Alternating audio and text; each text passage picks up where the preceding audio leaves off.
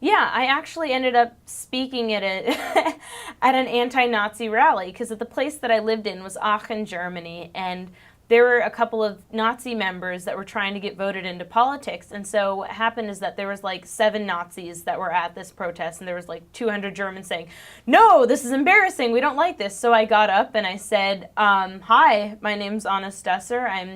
I'm Jewish, and I'm here to learn German and understand your culture." And I learned, and now I know that Germans are people and not Nazis, and this is you know terrible and embarrassing, and yeah, and my grandpa had died at this point, and so for a few years now, my grandma has had a partner named Walter, and he managed to escape Germany. So yeah, he's been like our grandpa for the last, I think, 5 years.